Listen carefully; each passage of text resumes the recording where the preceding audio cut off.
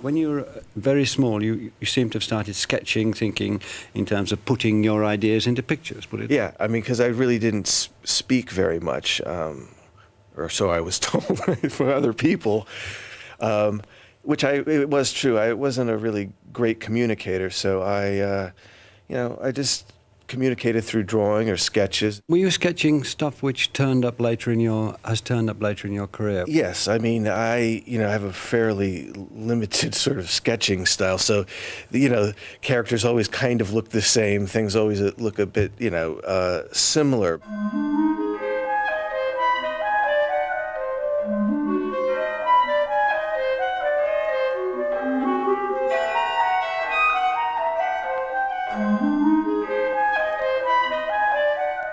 I remember searching a little bit later on in life this image, which felt very much to me about the Scissorhands character. That's why I always loved sort of old folk tales or fairy tales, because they sort of indicated somebody's subconscious, and you're able to kind of get things out, because the drawings aren't great. They're just something that was an emotional release for me. And he's drawing all the time. He always has a pad, he always has a pen, he always has a stain in the top left-hand pocket of his shirt. It's just his way of... I have a feeling, I don't know, this might be fanciful, but that he has a direct access to his unconscious. He lets things marinate and just let his unconscious do the work, and then ever so often it pops up.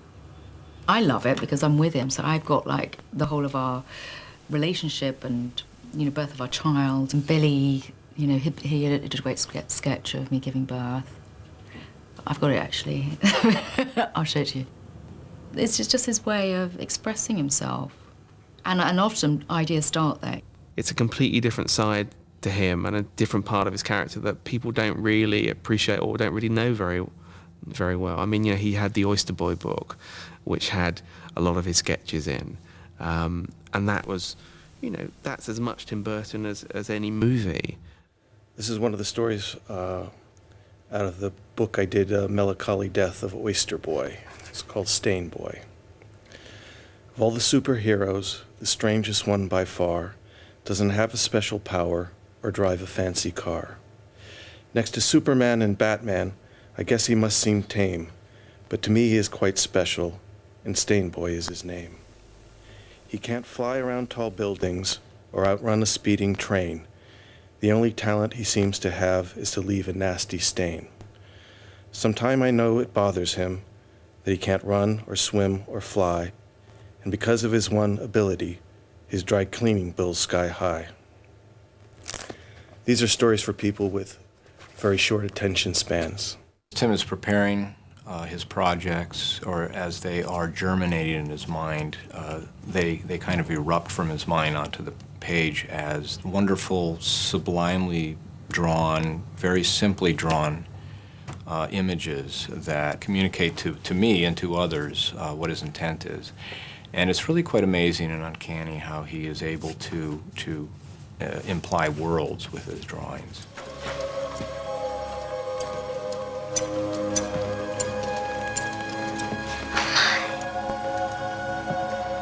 What happened to you? I'm not finished. Oh! Put those down. Don't come any closer. Just, please.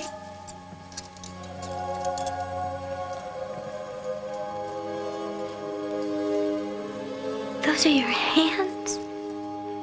Those are your hands. What happened to you? Where are your parents? Your mother? Your father? He didn't wake up.